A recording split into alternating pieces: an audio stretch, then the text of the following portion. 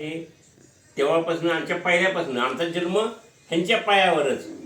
माझा आणि हे प्रकाश दादा आमचा बर का, हे आम्ही जीवाच्या आल्याड आणि पाल्याड सांभाळणारी हे आमच्या व्यक्ती आहेत.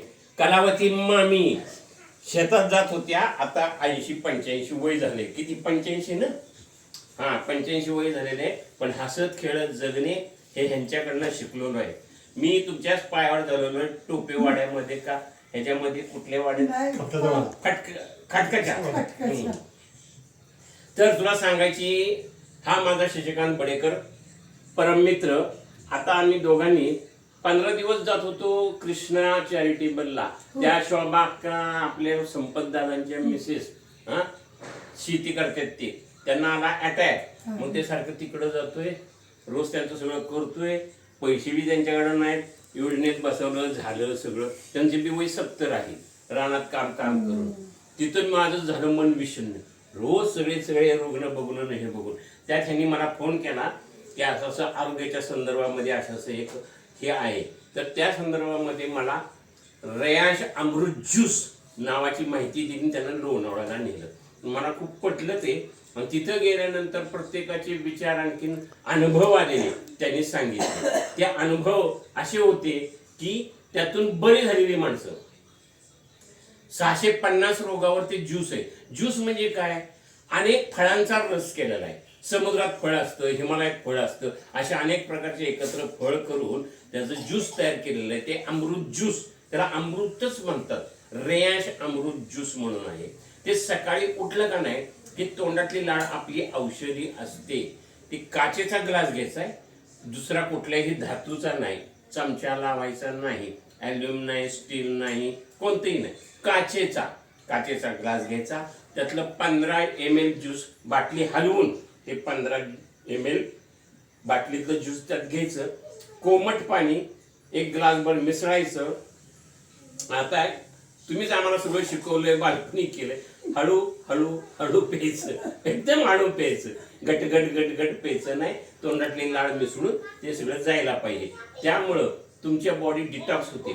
नंतर 1 तासभर अनुलोम करायचा, विनुलोम करायचा, कपालभाती, योगा तासभर केलं की मटकीचे मोड, मूग किंवा तुम्हाला जे नाश्त्याला आवश्यक असेल तेवढे खा.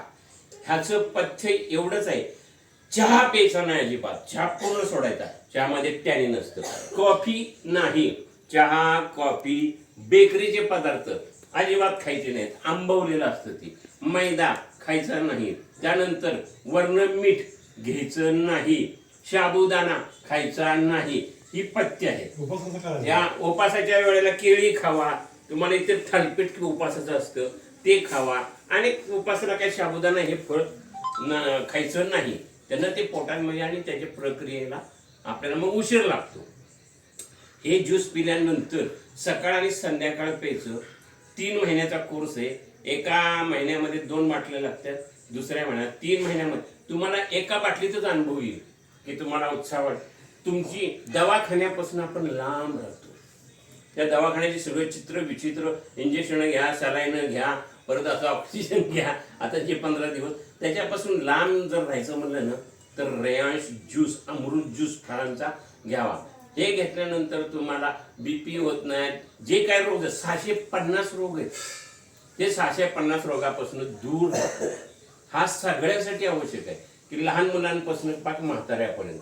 आणि म्हातारी माणसं म्हणजे ती 100 वर्ष जगते. तुमचं अजून 10-20 वर्षानं लाईफ वाढतं. तू याला सुरुवात केल्यानंतर तुझा शतक पार करणार. अशा पद्धतीचे अनुभव सांगितले गेलेले आहेत. ती माणसं आहेत जॉईन होणारी. आता भरपूर जॉईन झालेली आहेत. त्यामध्ये मी लोणावळ्याला गेलो. महाराष्ट्रातून काहीतरी 50 लाखापर्यंत आकडा गेलाय ना. हे सगळे रेयांश अमृत ज्यूस घेतात. वेगवेगळे प्रोडक्ट. हे चांगलं आहे. आणि मी तुमच्यासाठी खास घेऊन आलेलो आहे तेच रेयांश अमृत ज्यूस. त्याच्यामध्ये सांगायचं की हे 3 बाटल्या माझ्या डोक्यात होता. आता आमच्या मामींना हे द्यायचं. हा असा धरा आणि रोज घ्या आणि घरातल्या सगळ्यांना द्या.